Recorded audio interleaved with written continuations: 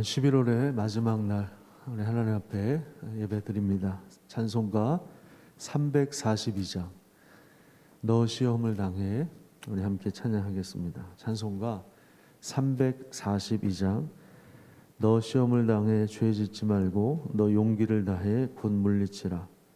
너 시험을 이겨 새 힘을 얻고 주 예수를 믿어 늘 승리하라. 우리 함께 찬양하겠습니다. 너 시험을 당해 죄 짓지 말고 너 용기를 다해 온 물리쳐라. 너 시험을 이겨 새 힘을 얻고 주 예수를 믿어 늘 승리하라. 우리 구주의 힘과 그의 위로를 빌라. 주님 내 편에 서서 항상 도우시니 내 친구를 삼가 잘 선택하고 선행을 삼가 늘 조심하라. 너 열심을 다해 늘 충성하고 온 정성을 다해 주 봉사하라. 우리 구주의 힘과 그의 위로를 빌라. 주님 내 편에 서서 항상 도우시리. 잘 이기는 자는 상 받으리니 너 낙심치 말고 늘 전진하라. 내 구세주 예수 힘 주시리니 주 예수를 믿어 늘 승리하라. 우리 구주의 힘과 그의 위로를 빌라. 주님 내 편에 서서 항상 도우시리. 아멘. 우리 함께 사도신경 하심으로 우리 신앙을 고백하겠습니다. 나는 전능하신 아버지 하나님 천지의 창조주를 믿습니다. 나는 그의 유일하신 아들 우리 주 예수 그리스도를 믿습니다. 그는 성령으로 잉태되어 동정녀 마리아에게서 나시고 본디오 빌라도에게 고난을 받아 십자가에 못 박혀 죽으시고 장사된 지 사흘 만에 죽은 자 가운데서 다시 살아나셨으며 하늘에 오르시어 전능하신 아버지 하나님 우편에 앉아 계시다가 거기로부터 살아있는 자와 죽은 자를 심판하러 오십니다. 나는 성령을 믿으며 거룩한 공교회와 성도의 교제와 죄를 용서받는 것과 몸의 부활과 영생을 믿습니다. 아멘. 네, 하나님 말씀 사사기 14장입니다. 구약성경 385페이지에 있습니다. 사사기 14장 1절부터 9절까지만 읽도록 하겠습니다. 20절까지는 여러분들이 나중에 따로 한번 읽고 묵상하시기를 바랍니다. 사사기 14장 1절에서 9절입니다.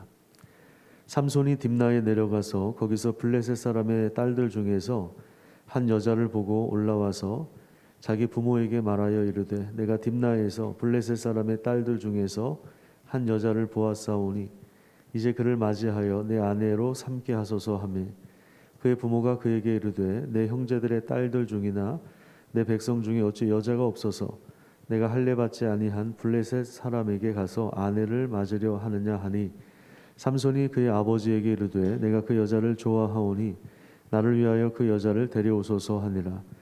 그때 블레셋 사람이 이스라엘을 다스린 까닭에 삼손이 틈을 타서 블레셋 사람을 치려 함이었으나 그의 부모는 이 일이 여호와께로부터 나온 것인 줄을 알지 못하였더라. 삼손이 그의 부모와 함께 딥나에 내려가 딥나의 포도원에 이른즉 젊은 사자가 그를 보고 소리 지르는지라. 여호와의 영이 삼손에게 강하게 임하니 그가 손에 아무것도 없이 그 사자를 염소 새끼를 찢는 것 같이 찢었으나 그는 자기가 행한 일을 부모에게 알리지 아니하였더라. 그가 내려가서 그 여자와 말하니 그 여자가 삼손의 눈에 들었더라. 얼마 후에 삼손이 그 여자를 맞이하려고 다시 가다가 돌이켜 그 사자의 죽음을 본즉 사자의 몸에 벌떼와 꿀이 있는지라. 손으로 그 꿀을 떠서 걸어가며 먹고 그의 부모에게 이르러 그들에게 그것을 들여서 먹게 하였으나 그 꿀을 사자의 몸에서 떠왔다고는 알리지 아니하였더라. 아멘. 오늘도 하나님과 동행하며 또 참된 지혜와 용기를 가지고 승리하는 그런 삶을 살아가시기를 축복합니다. 삼손 이야기가 이제 13장부터 본격적으로 시작됩니다. 사사 중에서는 가장 이름이 알려진 사람이 아닌가 싶습니다. 삼손을 통해서 하나님께서 그 배후에서 어떤 일을 하시는가를 살펴보면 좋겠습니다. 이스라엘 자손들은 하나님 목전에 또다시 악을 행해서 결국 블레셋 사람들의 손에 의하여 40년 동안 점령을 당하고 고통스러운 삶을 살아갑니다. 그런데 이제 이 과정에서 부르짖었다는 표현들이 나오질 않습니다. 전에는 형식적으로라도 부르짖었다는 표현들이 등장하는데 이제는 하나님 앞에 하소연도 하지 않는 더 절망적인 그런 상태를 보여주고 있습니다. 회개의 능력도 잃어버리고 또 구원자를 찾지도 않는 꽉 막혀 있는 것 같은 이스라엘을 향해서 하나님은 삼손을 나신으로 세워서 거룩하게 구별되는 거죠. 거룩하게 구별된 나실인으로 세워서 보통 나실인은 기간을 정해 놓습니다. 그런데 삼손만큼은 하나님께서 죽기까지 나실인이 될 것이다. 태어나면서부터 죽기까지 그의 모든 전생애를 하나님께서 나실인으로 구별하셔서 이스라엘을 구원할 계획을 세우셨습니다. 그래서 임신 중에 삼손의 어머니에게 나타나서 죽을 때까지 나신인으로 살 것이다. 그리고 이러한 규례를 지키라고 그렇게 말씀하셨습니다. 사실 삼손의 부모님이 요청을 한 것도 아니고요. 이스라엘 백성들이 살려달라고 구원자를 보내주십시오 이렇게 요청을 한 것도 아닌데 하나님께서 찾아오신 것입니다. 하나님께서 이스라엘을 구원하시기로 하신 것입니다. 그렇죠. 우리도 마찬가지입니다. 우리가 먼저 하나님을 찾은 것이 아니죠. 우리가 좋아하는 찬양 주 예수 내가 알기 전 날 먼저 사랑했네. 이게 이제 정확하게 보여주고 있는 겁니다.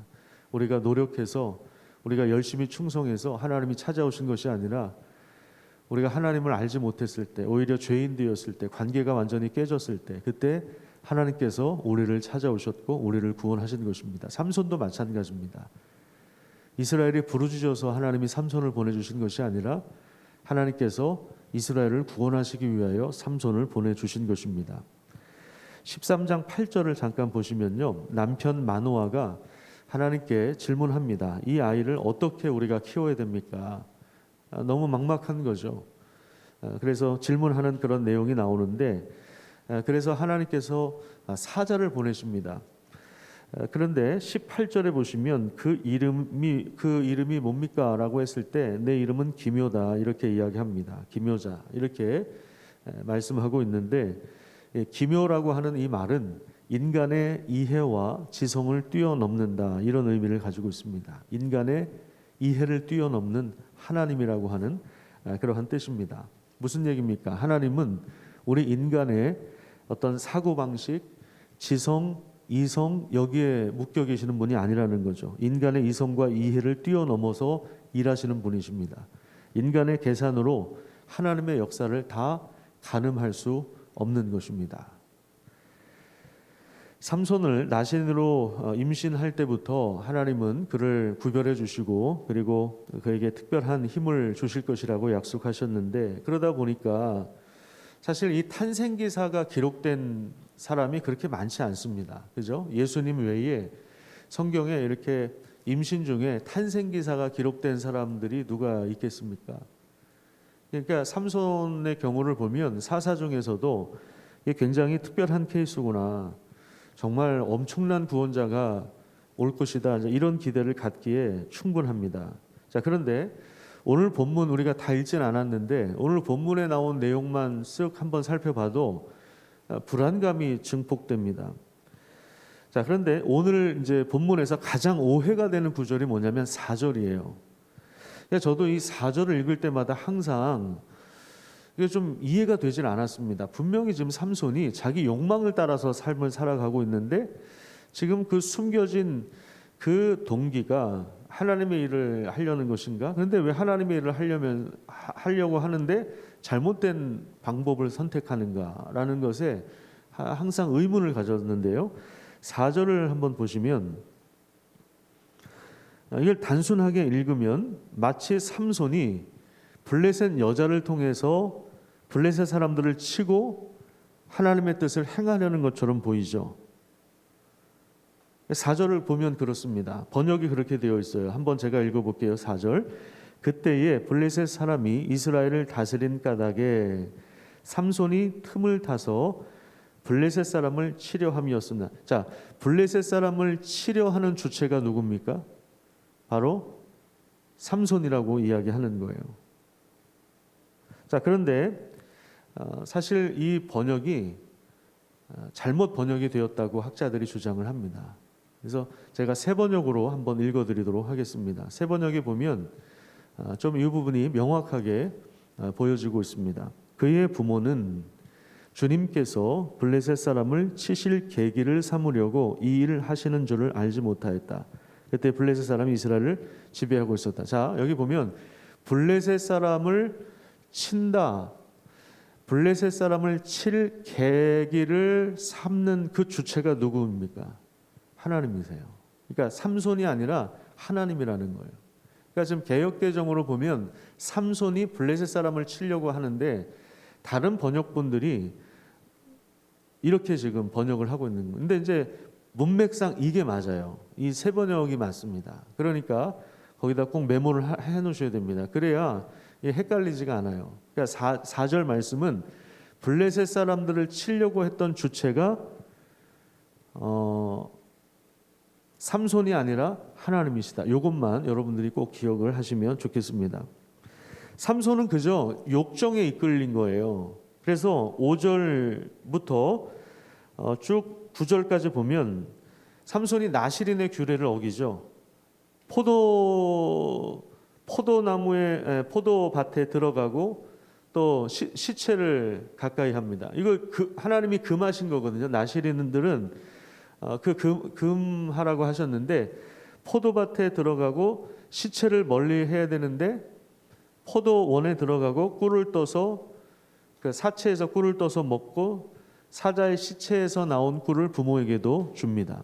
날 때부터 거룩한 자로 구별해 주셨는데 그 하나님의 은혜와 법을 다 깨트려 버리는 것입니다. 그리고 7절을 한번 보십시오. 7절에 보시면 그 여자가 삼손의 눈에 들었다.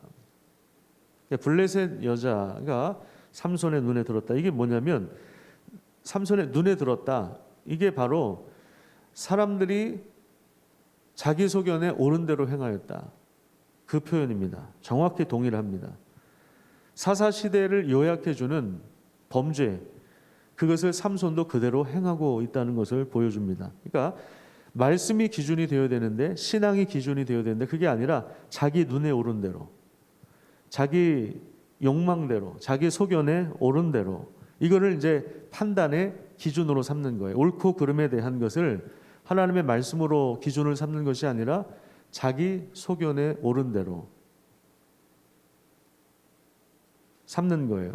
자, 그 이후에 이제 9절부터 보면 20절까지 우리가 읽지는 않았는데 이제 결혼식을 올려요. 그래서 블레셋 여인이기 때문에 그 문화에 맞게 결혼식을 올리는데 이제 며칠 동안 잔치가 진행되는 상황 속에서 아마 이 어른들이 좀 위협을 느꼈던 것 같아요. 삼손이 워낙 힘이 센 사람이니까. 그러니까 30명의 건장한 청년들을 보내는데 삼손이 그들에게 수수께끼를 하나 내죠. 그리고 상품을 내걸어요.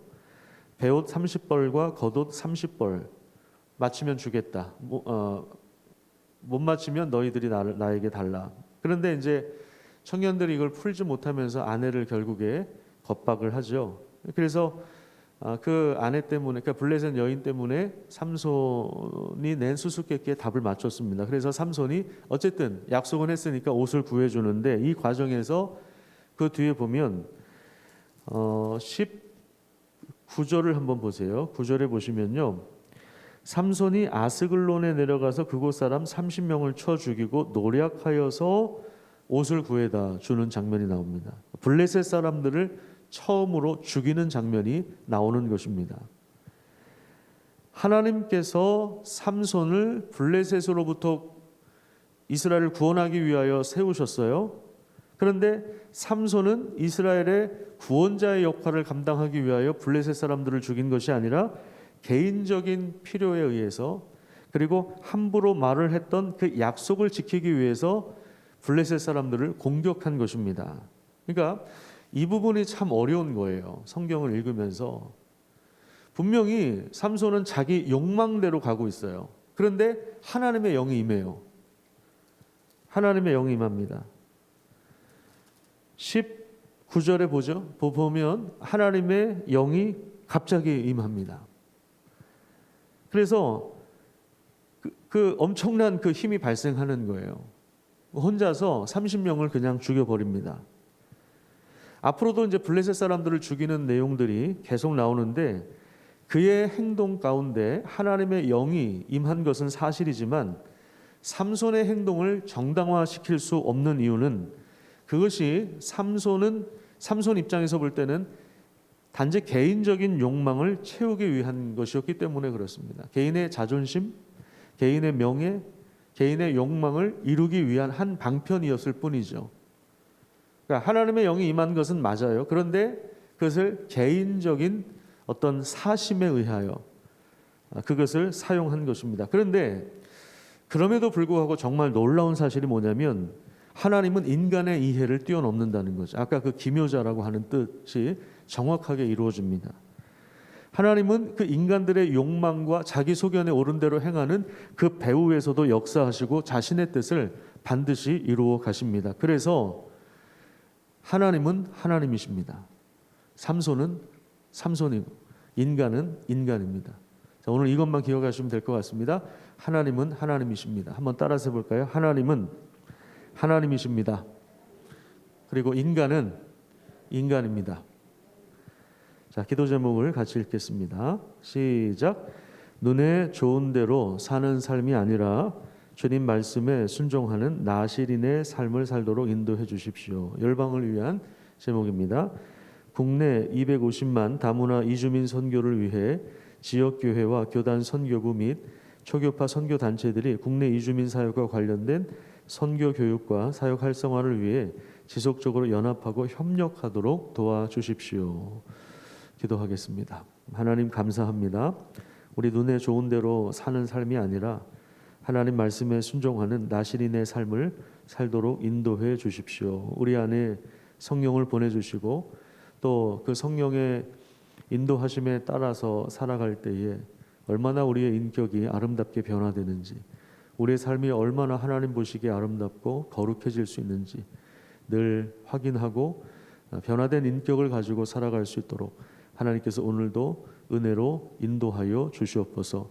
거룩함을 잃어버린 세대 가운데 하나님께서 우리를 거룩하게 나시린으로 불러주셨다는 사실들을 기억하게 하여 주셔서 죽기까지 우리 욕망을 따라서 자기 소견에 오른 대로 자기 기준에 따라서 함부로 선과 악을 가르지 않도록 도와주시고, 하나님의 선하신 그 뜻을 우리가 분별하면서 오늘도 힘차게 전진하며 하루의 삶을 출발할 수 있도록 하나님께서 역사하여 주시옵소서.